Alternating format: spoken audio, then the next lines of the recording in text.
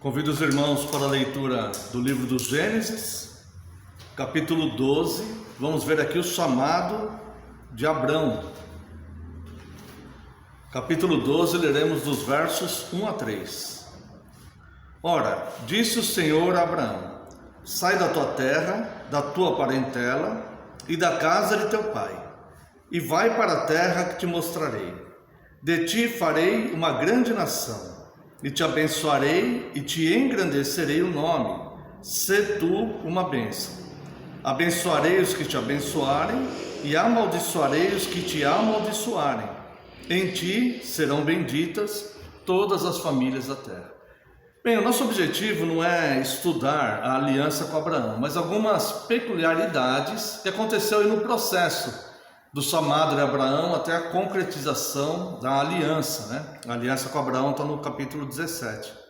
Aqui no chamado de Abraão, nós vemos que a resposta de Abraão foi totalmente fé, foi totalmente confiança, desde o chamado dele. Porque Deus, ele diz para Abraão deixar a sua terra, a sua parentela e a casa dos seus pais, ou seja, deixar a sua vida, abandonar a sua vida, né? E Deus, ele dá a sua palavra, que ele mostrará uma terra para onde Abraão tinha que ir, mas ele não fala onde que era, não nesse momento, ele vai falar mais tarde, né? E aqui ele não fala, porque você vai para tal lugar, não, simplesmente Abraão deixa a sua terra, deixa seus parentes, deixa a casa do seu pai e sai sem destino, confiando totalmente em Deus. Além dessa resposta de confiança, de fé que Abraão dá, há algumas promessas de Deus aqui, né? De ti farei uma grande nação, te abençoarei, te engrandecerei o nome. Ou seja, Abraão, ele não tinha herdeiros. Abraão, se você ler seguidamente aqui do capítulo 12 até o capítulo 17, você vê que vai ter momentos que Abraão vai falar para Deus: mas eu não tenho herdeiro, meu herdeiro é um dos meus servos, né? Então Deus fala para ele: não, eu vou te dar herança. Abraão nem isso tinha, e a promessa é: farei de ti uma grande nação. E mesmo assim ele confia totalmente a ponto de abandonar tudo, abandonar sua vida mesmo, né? E diz aqui, e aqui tem uma ordem: sê tu uma bênção. Abençoarei os que te abençoarem e amaldiçoarei os que te amaldiçoarem. Se você, depois de um complemento total sobre a aliança, né? Você pensar nisso aqui, você vai ver como é perigoso, né? A gente rejeitar uma aliança como essa, né? Então nós devemos honrar os patriarcas, a começar por Abraão, tá? Abençoarei os que te abençoarem, amaldiçoarei os que te amaldiçoarem. E aqui vem uma outra promessa: em ti serão benditas todas as famílias da terra. Então nós vemos que aqui, que essa aliança, essa promessa, ela enquadra, ela é pertinente também a gentios, porque fala: em ti serão benditas todas as famílias da terra. Então Abraão, ele responde a esse chamado de Deus com fé, com confiança, deixa de lado a sua vida, pega seus pertences, a sua mulher, seus servos e vai sem destino, esperando Deus mostrar para onde ia. E Deus então mostra, né? Deus mostra para eles aonde vão. Aqui no capítulo 13, a partir do verso 14, Deus os conduz à terra de Canaã. Veja aqui no 13:14: disse o Senhor a Abraão, depois que Ló se separou dele: ergue os olhos e olha, desde onde estás, para o norte, para o sul, para o oriente e para o ocidente, porque toda essa terra que vês eu te darei, a ti e a tua descendência para sempre. Mais uma vez aqui, né? A tua descendência, né? Para Deus é um fato consumado. Abraão ainda não tinha descendência. Farei a tua descendência como o pó da terra, de maneira que se alguém puder contar o pó da terra, então se contará também a tua descendência. Levanta-te, percorre essa terra no seu comprimento, na sua largura, porque eu te darei. E Abraão, mudando as suas tendas, foi habitar nos carvalhais de Manre, que estão junto a Hebrom, e levantou ali um altar ao Senhor, Então, ele vai para Canaã, junto ao Monte Hebrom, e ele vai para lá, tá? Depois disso, nós vemos aqui que Deus, ele faz Abraão obter algumas experiências antes de concretizar propriamente essa aliança. E uma dessas experiências que Deus faz Abraão passar tem a ver com a igreja, que viria após a ressurreição de Cristo, né? A igreja já instituída mesmo, após a ressurreição de Cristo. Por quê? Entendendo que isso são tempos remotos, bem remotos, né? Ainda não havia o povo judeu vem da descendência de Abraão. E Deus já faz Abraão, numa dessas experiências, durante esse período entre o chamado e a concretização da aliança, Deus dá ensinos para nós, fazendo Abraão passar por várias experiências. Uma dessas é ter contato com o sacerdócio de Melquisedeque. Porque nós sabemos que durante a lei de Moisés, Deus institui o sacerdócio através de Arão, de Levi, da tribo de Levi, o sacerdócio levítico.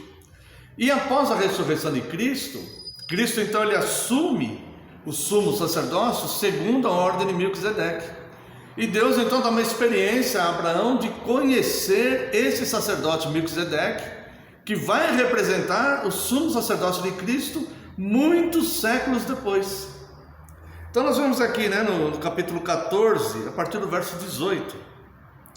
Melquisedeque, rei de Salém, trouxe pão e vinho, era sacerdote do Deus Altíssimo. Abençoou ele Abraão e disse: bendito seja Abraão pelo Deus Altíssimo, que possui os céus e a terra. E bendito seja o Deus Altíssimo, que entregou os teus adversários nas tuas mãos. E de tudo lhe deu Abraão o dízimo. Então nós vemos aqui, referências claras a Cristo. Primeiro, Melquisedeque, rei de Salém. Salém significa paz, rei da paz. Cristo é o príncipe da paz. E Melquisedeque, ele traz pão e vinho para Abraão. O pão e o vinho representam o corpo e o sangue de Cristo. Além disto, ele era sacerdote do Deus Altíssimo. Então veja que sempre existiu um sacerdote. O sacerdócio, digamos assim, ele o sacerdócio, não a ordem sacerdotal, mas o sacerdócio, Deus já tinha estabelecido antes da lei. E esse sacerdócio da ordem de Melquisedeque, ele é anterior ao sacerdócio levítico, porque já existia aqui Melquisedeque, sacerdote do Rei Altíssimo, né? E Abraão, ele dá o dízimo, que é oferta, ou seja, o dízimo, as ofertas, elas fazem parte da adoração a Deus, faz parte integrante do culto a Deus, né? E Melquisedeque, ele vai ser descrito aqui na carta aos Hebreus, se os irmãos quiserem acompanhar ali, deixa eu até marcar aqui, a carta aos Hebreus, no capítulo 7, vamos dar uma olhadinha lá. Hebreus capítulo 7, a partir do verso 1. Porque este Melquisedeque, rei de Salém, sacerdote do Deus Altíssimo, que saiu ao encontro de Abraão, quando voltava da matança dos reis e o abençoou, para o qual também Abraão separou o dízimo de tudo.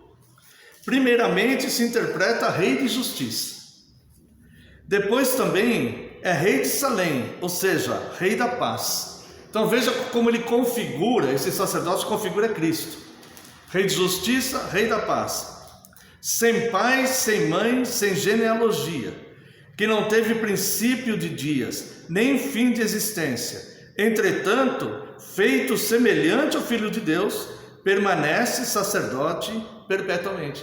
Quando diz aqui que Melquisedeque não teve princípio de dias, nem fim de existência, não quer dizer que aquela figura do sacerdote Melquisedeque que encontrou Abraão fosse um ser sobrenatural. Não isso. É que não há genealogia dele. Você não tem como rastrear essa pessoa nas escrituras. Ele não consta numa genealogia. Ele nasceu filho de quem? E também não consta quando ele morreu, quantos anos ele viveu, não consta isso. Mas isto, como tudo que Deus faz, tem um objetivo, né? É mostrar Cristo. Cristo, ele é autoexistente, ele não tem começo de dias, nem fim de existência.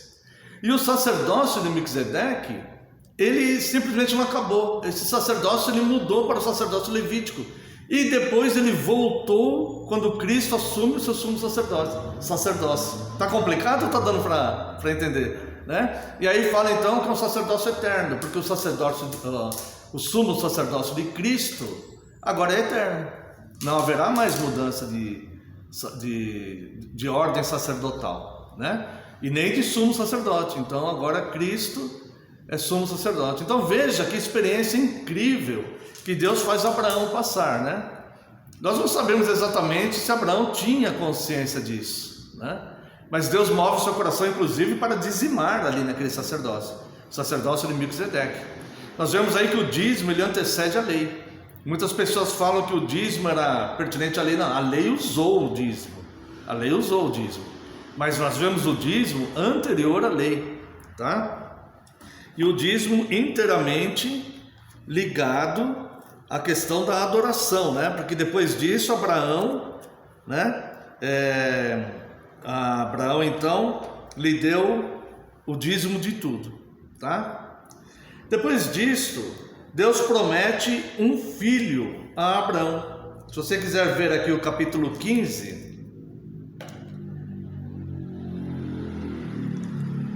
que Deus vai prometer um filho para Abraão, desde o comecinho aqui, né? Depois desses acontecimentos, veio a palavra do Senhor a Abraão numa visão e disse: não temas, Abraão, eu sou o teu escudo e o teu galardão será sobremodo grande. Respondeu Abraão: Senhor Deus, que me haverás de dar, se continuo sem filhos, e o herdeiro da minha casa é o Damasceno Eliezer? Disse mais Abraão: a mim não me concedeste descendência, e um servo nascido na minha casa será meu herdeiro. A isto respondeu logo o Senhor, dizendo: não será este o teu herdeiro, mas aquele que será gerado por ti será o teu herdeiro. Então Deus promete a Abraão que vai dar um filho biológico para ele, que será de fato o herdeiro dele, tá? E Deus, ele vai, quando ele vai entrar na aliança com Abraão aqui a partir do verso 12, tá? Ao pôr do sol caiu um profundo sono sobre Abraão, e grande pavor e cerradas trevas o acometeram. Aqui Deus vai dar um outro ensino muito importante para nós vermos, tá? Conceitos de Deus, como Deus age. A palavra de Deus diz que Deus não faz nada sem antes falar com os seus profetas, né? Então Deus já falou pelas Escrituras. No Antigo Testamento nós vemos bastante do conceito de Deus. Eu quero chamar a atenção para o verso 16, mas vamos ler até lá. Ao pôr do sol caiu profundo sono sobre Abraão, e grande pavor e cerradas trevas o acometeram. Então lhe foi dito: sabe com certeza que a tua posteridade será peregrina em terra alheia, e será reduzida à escravidão, e será afligida por 400 anos. Está falando aqui da escravidão egípcia. Eles ficaram 400 anos sobre a escravidão egípcia, né? Mas também eu julgarei a gente a quem tem de sujeitar-se, e depois sairão com grandes riquezas. Isso também aconteceu, né, quando o povo foi liberto, né? Que os egípcios deram fortunas para eles. E tu irás para os teus pais em paz, serás sepultado em ditosa velhice. Você não vai ver nada disso. Você vai gerar a descendência que eu vou conduzir aqui com o meu povo, vai passar por todas essas coisas, mas você vai terminar seus dias em paz, em ditosa velhice, tá? Agora olha só que interessante, aqui nem vou relacionar a aliança com Abraão, mas sim é um conceito de Deus. Na quarta geração tornarão para aqui, porque não se encheu ainda a medida da iniquidade dos amorreus. O que quer dizer isso aqui? É algo para se pensar, né? Porque esperar até 4 gerações para vencer os amorreus e tomar sua terra? E a explicação bíblica, irmãos, olha só, é que não se encheu ainda a medida da iniquidade dos amorreus. Ou seja, antes da iniquidade dos amorreus estar madura a ponto de condená-los, eu não vou condená-los, vamos esperar chegar. É como se tivesse uma régua, um medidor, né? E Deus fosse medindo. Claro que Deus não precisa disso, né? Deus, ele sabe todas as coisas, ele é onisciente. Mas é como se Deus tivesse um medidor, uma régua, e como se fosse uma receita. E quando chegar neste ponto, então eu vou agir, porque até lá ainda não está maduro este. Isso aqui me lembrou aquele sermão do Spurgeon, né? Que ele fala que alguns estão ainda aí pelo mundo esperando o pecado amadurecer para o condenar. Isso é algo para nós pensarmos, né? A Bíblia fala para não olhar o ímpio quando ele prospera nos seus caminhos, porque o final dos seus caminhos, porque os seus caminhos são caminhos de morte. Não olhe para o ímpio quando ele prospera nos seus caminhos, porque o final do seu caminho é caminho de morte. Ou seja, Deus está apenas esperando a medida da iniquidade chegar no ponto para que Deus condene. É algo a ser pensado e entendido pela igreja como conceito de Deus. Portanto, quando há movimentos de ímpios na sociedade, nas ruas, o cristão ele não tem que ir lá fazer algum tipo de passeata, fazer algum tipo de coisa. Ele não tem que fazer nada disso. O próprio Deus vai agir. A palavra de Deus fala que eu sou o vingador. Lá na carta aos Romanos, no capítulo 12, lembra que nós estudamos um pouco alguns dias atrás aí, né? Fala, não haja, não tome vingança, mas dê lugar à ira, porque a Deus pertence a vingança. Dá lugar à ira de Deus, então aguarde. Simplesmente aguarde. Você não precisa ir lá se expor, brigar, discutir, se tornar intolerante com as pessoas, não. A nossa função enquanto igreja no mundo não é ficar discutindo com ímpios, nem lutando, nem brigando por um movimento ou outro, fazendo movimentos ou impedindo os movimentos deles. Não é. A missão da igreja é ser luz. A missão da igreja é explicar o evangelho, é ensinar essa doutrina, é pregar essa doutrina. Quem vai transformar as pessoas que tiverem que serem transformadas é o Espírito Santo. Não vai ser a nossa ação de tomar nos braços movimentos e ficar se desgastando com isso. Em nenhum momento a Bíblia nos manda fazer coisas desse gênero. Então nós vemos aqui nesse fato aqui dos amorreus algo interessante, né? Na quarta geração, Abraão, você vai descansar com seus pais.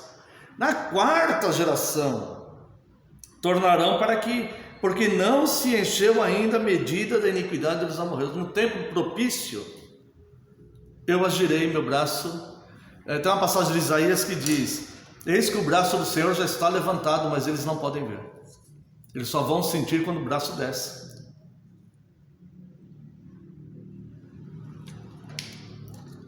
É algo para ser notado nessa experiência aqui de Abraão. O conceito de Deus nisso, tá? Então aqui no capítulo 16, tem um decreto de Deus a partir do verso 7. Aqui o que acontece? Antes de nós vermos isso, vamos ver o verso primeiro. Vamos ver o verso primeiro. Ora, Sarai, mulher, capítulo 16, verso 1.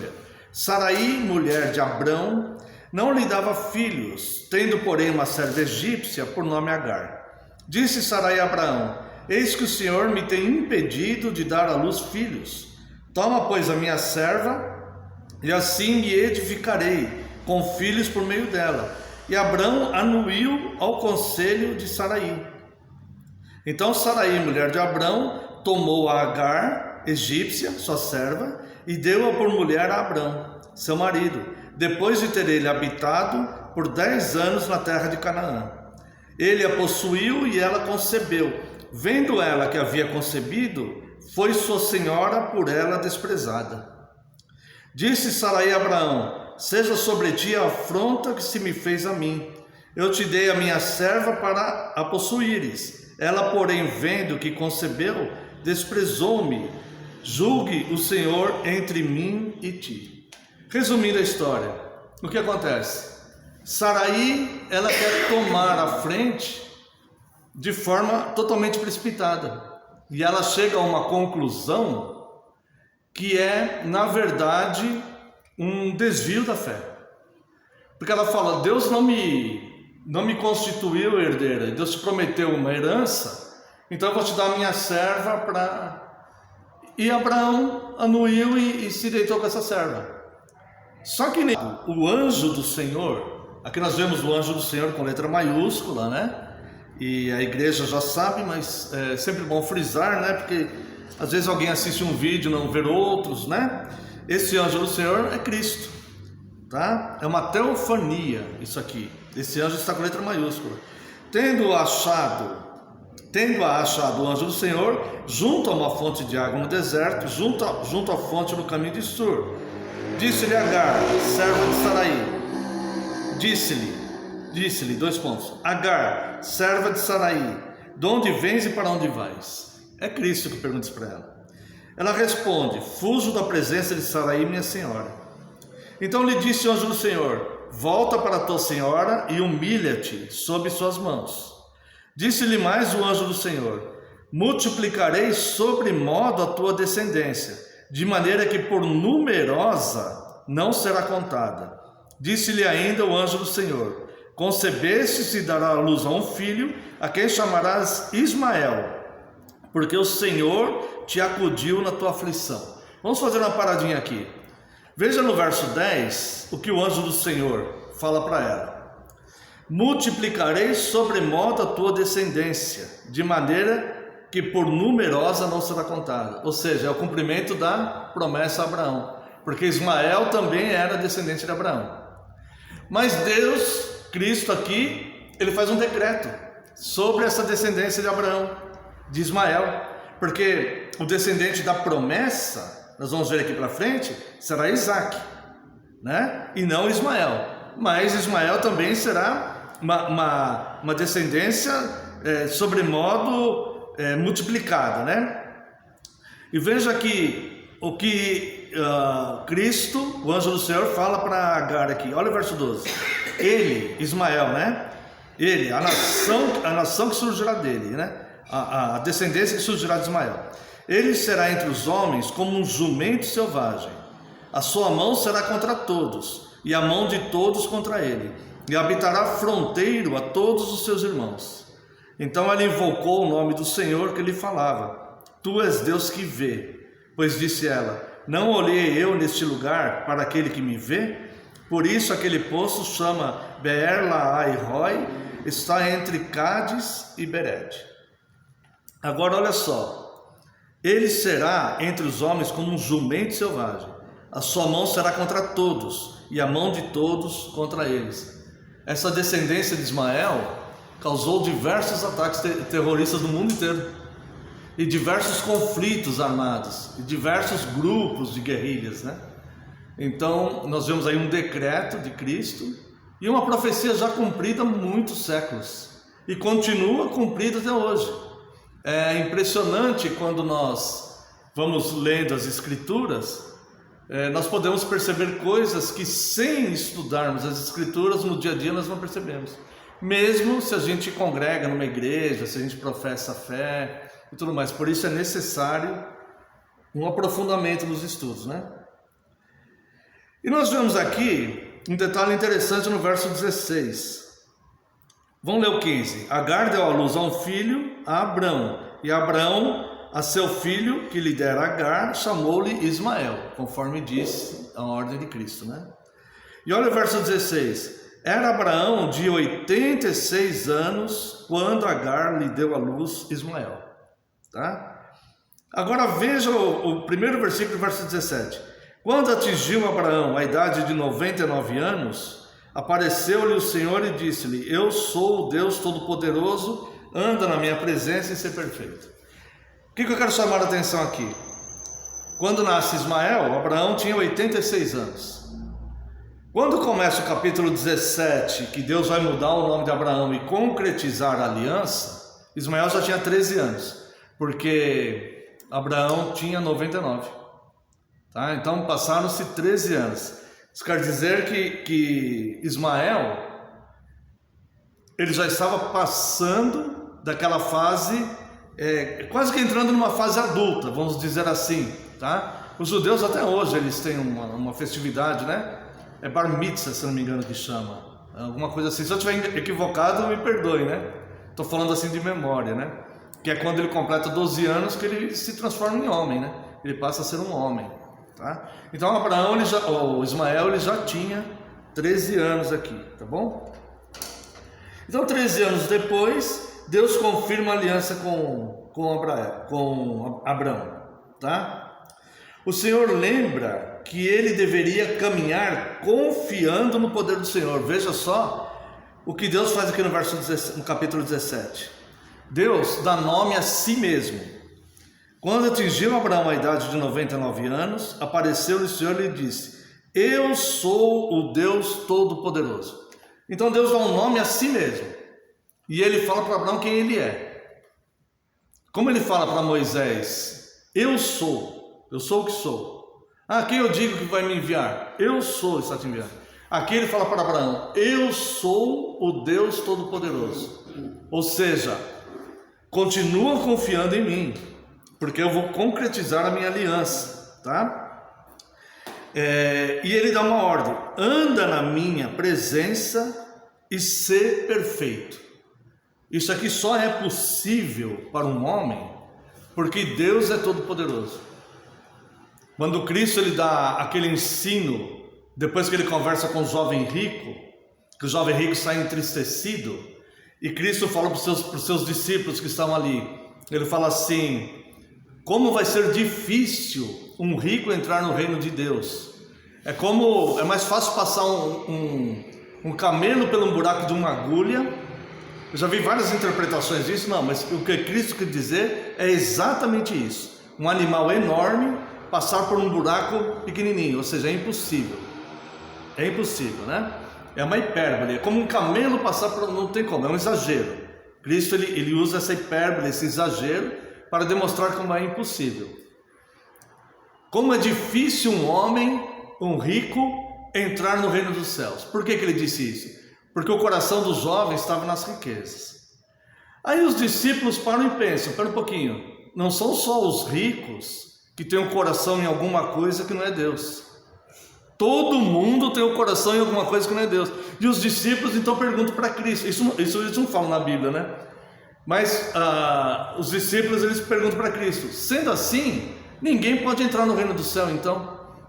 E aí Cristo fala o que para ele? Ele fala assim: exatamente, isto para os homens é impossível. Para todo homem, não só para os ricos, para todo mundo, isto para os homens é impossível. É como os ricos, é como um camelo passar por um buraco de uma agulha. Mas para Deus todas as coisas são possíveis. Então quando Deus fala para Abraão: eu sou o Senhor Deus Todo-Poderoso, anda na minha presença e ser perfeito. Isso aqui só é possível para um homem andar na presença de Deus e ser perfeito, porque Deus é todo-poderoso, porque para o homem é impossível. Então é uma atitude de fé.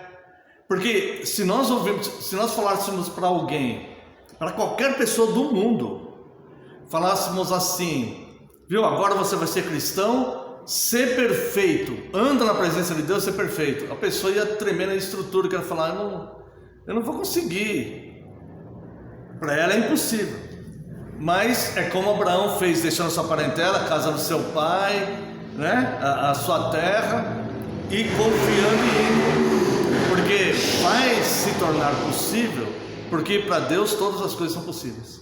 Para o homem de fato é impossível, mas para Deus todas as coisas são possíveis. Então a nossa salvação, a nossa vida piedosa, a nossa pregação, o nosso amor fraterno, todas estas coisas nós podemos ser perfeitos nisso, somente porque Deus é todo poderoso. Senão nós não conseguiríamos, nenhum de nós. Então Deus ele dá nome a si mesmo, né? Então ele lembra que ele é todo poderoso, tá? Então no verso 1 Deus dá nome a si mesmo. No verso 5 ele muda o nome de Abraão. Olha como Deus vai fazendo essa aliança. É como se ele estivesse fazendo um contrato e primeiro ele assina e registra o nome dele no cartório. Eu sou o Deus Todo-Poderoso. Aí ele vai no verso 5, aí ele muda o nome de Abrão. Abrão já não será o teu nome, e sim Abraão, porque por pai de numerosas nações te constituí. Então agora você vai assinar este contrato de aliança, seu nome é Abraão. Esse aqui, porque eu te constituí isso, tá? E aí ele não para nisso, ele vai, e no verso 15, ele muda o nome de Sarai também. Disse também Deus a Abraão: a Sarai, tua mulher, já não lhe chamará Sarai, porém Sara. Então Deus ele vai fazer essa aliança com Abraão, e Deus toma essas precauções, como se fosse mesmo um contrato registrado em cartório, como se a gente estivesse fazendo um contrato com alguém, e você está colocando o seu nome ali, reconhecendo o firma da tua assinatura, para legitimar que de fato é você, e é isso que Deus está fazendo com essa aliança aqui. Então é uma aliança perpétua e muito bem estruturada, tá? Quando Deus fala que Ele é todo poderoso, o Senhor está lembrando a Abraão que Ele é capaz de cumprir todas as suas promessas. Então, pode sair da tua terra, pode sair da tua parentela, pode ser perfeito, pode ser andar na minha presença, pode ser você uma bênção, como Ele fala no capítulo 12. Nós podemos ser uma bênção, não porque nós somos bons, mas porque Deus é todo poderoso. Essa igreja pode ser uma bênção neste bairro, nessa cidade. Não porque nós somos melhores que os outros, não, mas porque Deus é todo poderoso. Deus não precisa de grandes estruturas, Deus não precisa de pessoas muito capacitadas, Deus não precisa de nada disso. Ele é todo poderoso. E se Ele assim fizer, assim será feito. Então nós só confiamos e seguimos em frente, tá bom? Essa obrigação de andar, de confiar em Deus, porque Deus pode cumprir todas as suas promessas. Então nós devemos confiar plenamente em Deus e confiar nossos filhos nessa aliança. Não porque nós estamos confiando que nossos filhos serão bons e perfeitos, mas nós vamos confiar os nossos filhos nesta aliança porque Deus é todo poderoso. Não é porque nós vamos dar uma excelente criação para ele. Claro que nós devemos nos esforçar, nos esmerar para fazer isso, ensinar o evangelho para ele, vai fazer parte da aliança. Mas é porque Deus é todo poderoso, e não porque ele é o melhor filho do mundo e porque ele vai ser a melhor pessoa do mundo, mas porque Deus é todo poderoso. Então ele vai poder um dia andar também na retidão, tá? Então vamos lá. Então essa obrigação tem como consequência andar na presença do Senhor e ser perfeito. Essas expressões vão falar sobre integridade e retidão, tá? Pessoas que estão buscando santificação, tá? E não que essas pessoas nunca vão ter pecado. Quando fala aqui, anda na minha presença e ser perfeito, alguém pode falar, e Abraão, a ele foi imputado ser o pai da fé, né? A justiça por fé. Isso não quer dizer que ele nunca mais pecou, não, ele continuou sendo pecador, só que ele caminhava em perfeição com o coração voltado para ser fiel às coisas de Deus, ele tinha temor a Deus. Então, irmãos, eu posso dizer para os irmãos que quase 100% dos pecados que a gente está acostumado a cometer antes de ser instruído pela palavra, nós podemos evitar depois de sermos instruídos pela palavra. Não porque nós nos tornamos super-homens, mas porque Deus é todo poderoso. E essa palavra viva e eficaz, ela vai agindo na gente, né? Mas ainda assim estamos em situação de ser pecador, né? Neste ponto, nós lembramos do chamado dele no capítulo 15, verso 1. O chamado não, mas no capítulo 15, verso 1, nós lembramos algo que Deus falou a Abraão. Depois desses acontecimentos, veio a palavra do Senhor a Abraão numa visão e disse: não temas, Abraão, eu sou o teu escudo e o teu galardão será sobremodo grande. Todo aquele que está inserido na aliança, Deus tem essa palavra: não temas, eu sou o teu escudo. Essa palavra não é única para Abraão, para todos aqueles que estão inseridos na aliança. Não temas, eu sou o teu escudo. E caminha na minha presença, ser perfeito, ser tu uma bênção, porque o teu galardão é extremamente grande. É isso. E aí, para a gente já ir passando para o final, né? Tem muita coisa ainda para falar, mas vamos ter que abreviar, né? Então, a escolha do descendente de Abraão, aqui no verso 19, né? Do capítulo 17, Deus lhe respondeu: de fato, Sara, tua mulher, te dará um filho e lhe chamarás Isaque. Estabelecerei com ele a minha aliança perpétua para a tua descendência. Ou seja, vai até o fim. Então essa aliança, ela não vai acabar quando Cristo vier. É uma aliança perpétua. Esta é a palavra do Senhor aqui, tá? E depois ele vai falar aqui dos descendentes, né, de Ismael, verso 20. Quanto a Ismael, eu te ouvi, abençoá-lo-ei, falo-ei fecundo e multiplicarei extraordinariamente. Gerará 12 príncipes e deles farei uma grande nação. Você vê que Ismael também gerou 12 patriarcas, né? E o nome desses patriarcas não vai dar tempo para a gente ler. Está lá em Gênesis 25, de 12 a 18, está o nome dos 12 filhos, né? Os príncipes, os patriarcas que vieram da descendência de Ismael, que também são descendentes de Abraão, mas não filhos da promessa. Tá? E a resposta obediente de Abraão, aqui, versos 23 a 27. Tomou, pois, Abraão a seu filho Ismael, e a todos os escravos nascidos em sua casa, e a todos os comprados por seu dinheiro, todo macho dentre os da sua casa, e lhes circuncidou a carne do prepúcio de cada um, naquele mesmo dia, como Deus lhe ordenara. Porque nós não lemos, mas todos conhecemos a aliança, né? Deus manda circuncidar o filho, todo macho, e todo filho que nascesse a partir desse momento, no 8º dia. Tinha Abraão 99 anos de idade quando foi circuncidado na carne do seu prepúcio.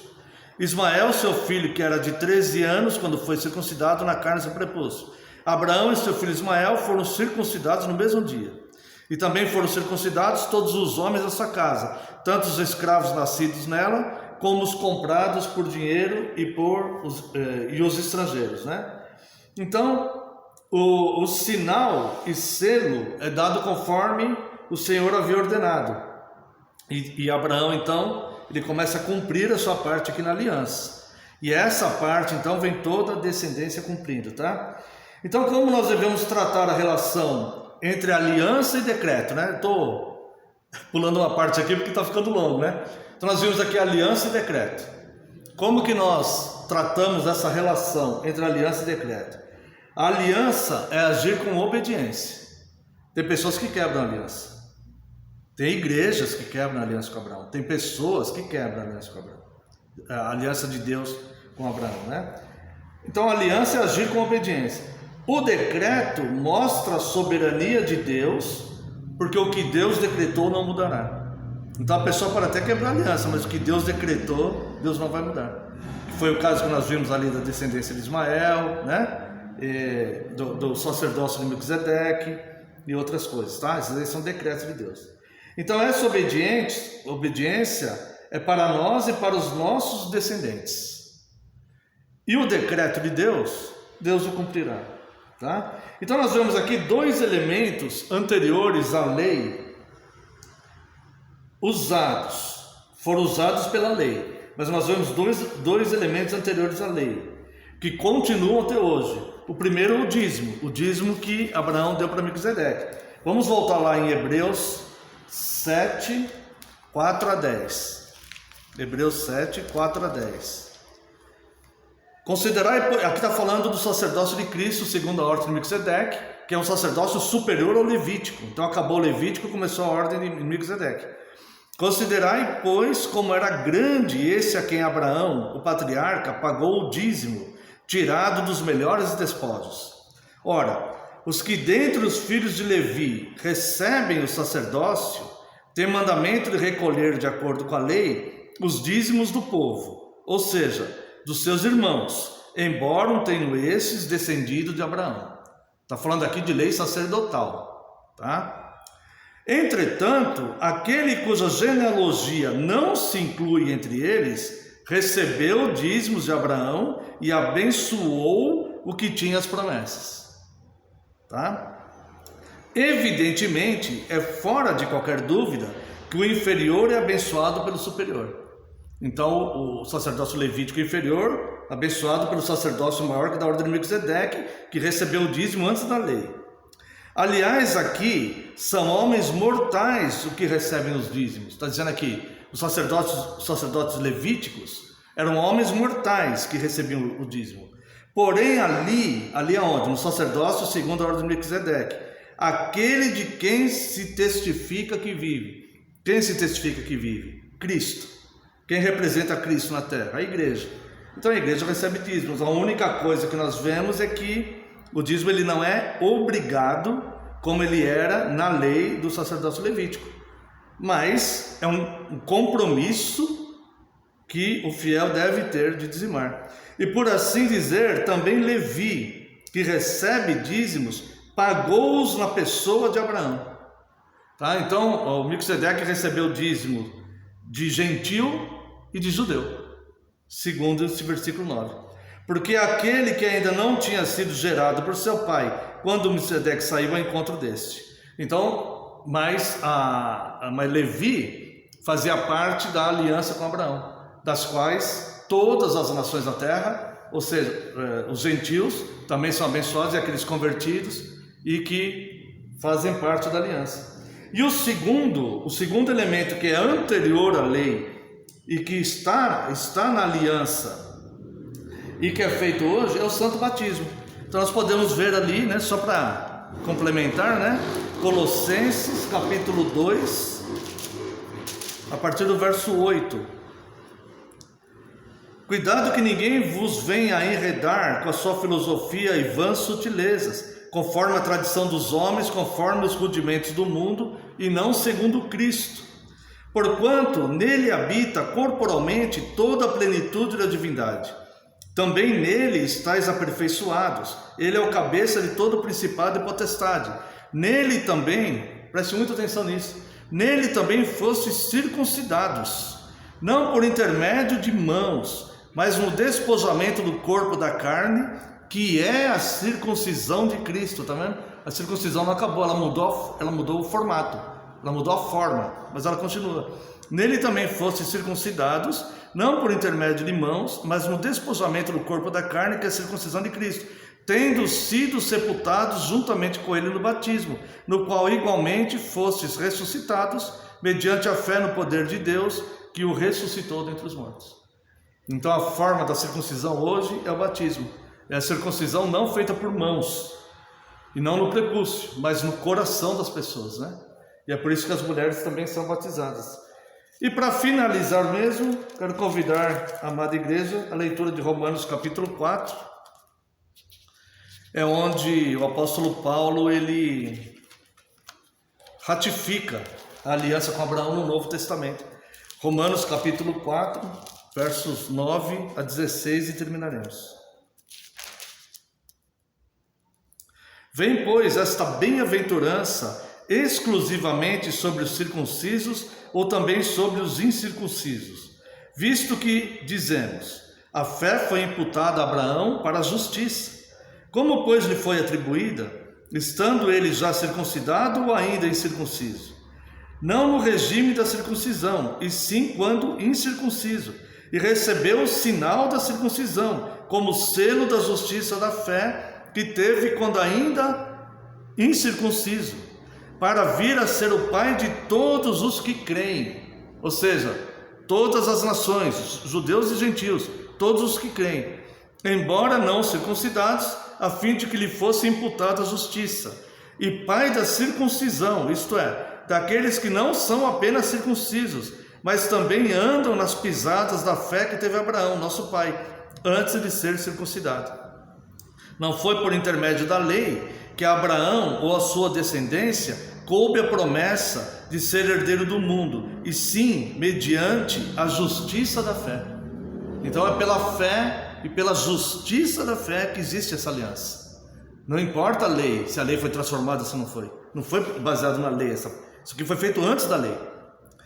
Pois, se os da lei é que são os herdeiros, anula-se a fé e cancela-se a promessa. porque a lei suscita ira, mas onde não há lei, também não há transgressão. Então, não foi feito pela lei, mas nós precisamos da lei para saber o que não podemos transgredir. Mas a aliança é feita pela justiça da fé e não pela lei. Então não existe esse pensamento que acabou quando Cristo morreu e ressuscitou, porque não foi feito com base na lei, foi feito na base da justiça da fé, a não ser que se alegue que Cristo não faça parte da justiça da fé.